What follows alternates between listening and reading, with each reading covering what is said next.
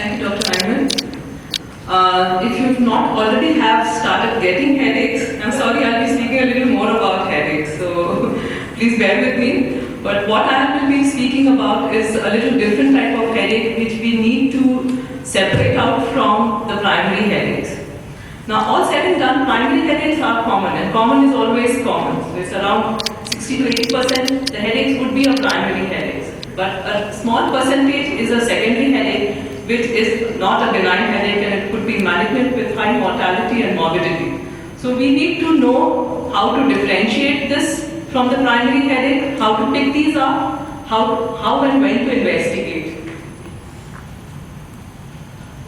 So that's what a headache person will complain and will be thinking of these devils doing all sorts of things on his head.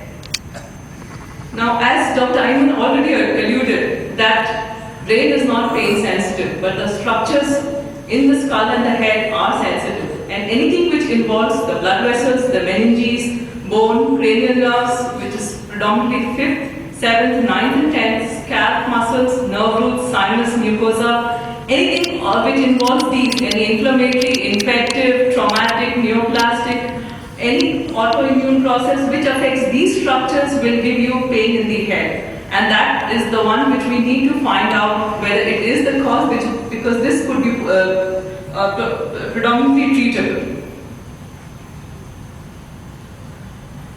Now, this is the most important slide of all, and I will be going through this in the end of the lecture also, because this is what we have to be careful about.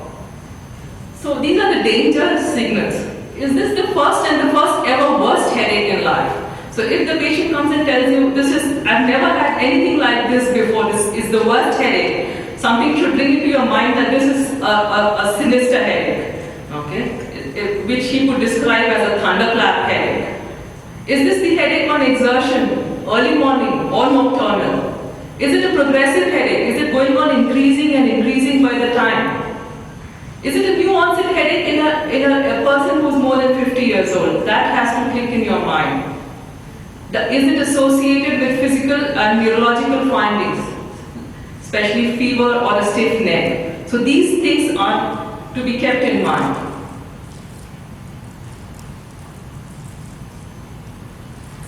Now, secondary headaches have been classified as per the International Classification of Headache Diseases, the ICHD classification, and it classifies it as the following.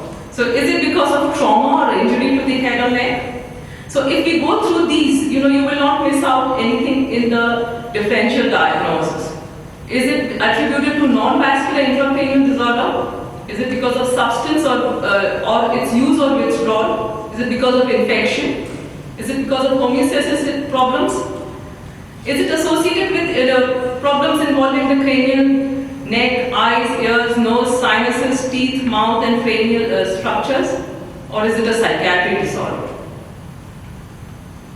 So they have defined the secondary headaches as when a new headache occurs for the first time in close temporal relation to another disorder that is known to cause headache or fulfills another criteria for causation that disorder. The new headache is coded as a secondary headache attributed to the causative disorder. This remains true even when the headache has characteristics of primary headache, migraine type, cluster type, or one of the trigeminal autonomic cephalalgias. So these headaches can look like a primary headache, but then we do find another cause which mimics a headache which looks like a primary headache. So these, when you see the danger signs, but the headache seems like a migraine, you be careful that it might not be a migraine or it might be associated with migraine.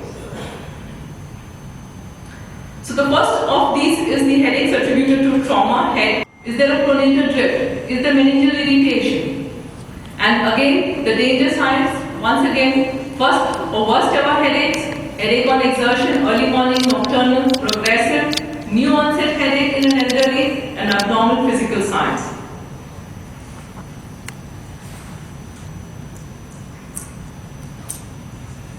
So when do we do a CT scan or an MRI? So all the danger signs are present, please go ahead and don't wait for anything to pull you down from the CT scan or the MRI. You have to go ahead with the scan.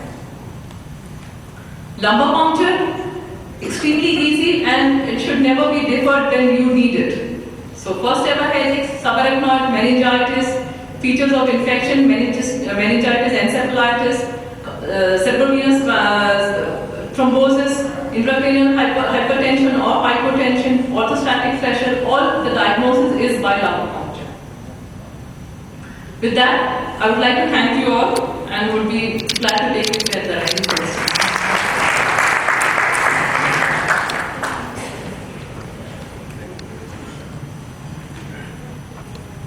Thank you very much, Dr. Mala. Any question, please?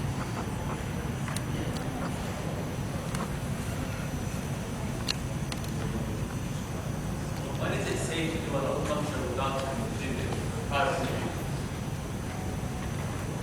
Sorry, lumbar puncture?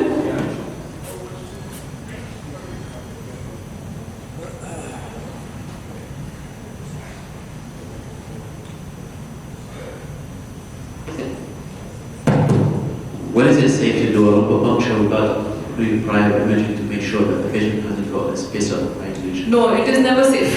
You should always get a scan done before the lumbar puncture because papilledema could come late. So it is always safe to do a lumbar puncture before you had a scan. And CT scans nowadays are very easily available, so you might not need an MRI, but a CT scan definitely. Yes. Thank you. I would like to add a comment for diagnosis of temporal arthritis ultrasound of the temporal artery and avoid using anterior approach. Show that localized stenotic segment along the temporal arteries and show acceleration of blood flow. It will be diagnosed with temporal arteries. Yes, why not? Why not? If you have the expertise, why not? But of course, the labs are very sensitive, and whenever you suspect, sometimes there are skin lesions in the temporal arteritis, and you might not pick it up also. So it's always safer to treat rather than wait for the investigations. Acceleration of flow. This would be diagnosed even I didn't show the stenotic segment. Once I find along the survey of the artery acceleration of blood flow, this will be diagnostic of stenosis. Why not? Why not? Yes. Whether which modality of investigation is better for acute raised intention, whether CT is better or MRI is better?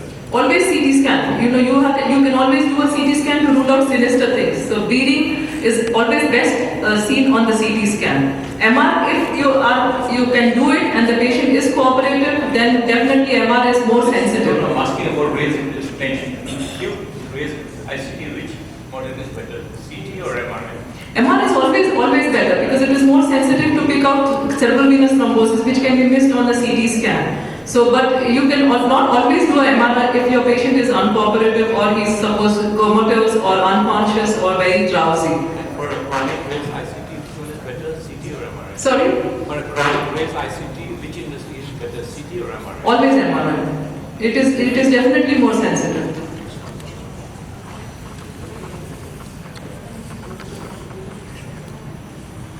Thank you.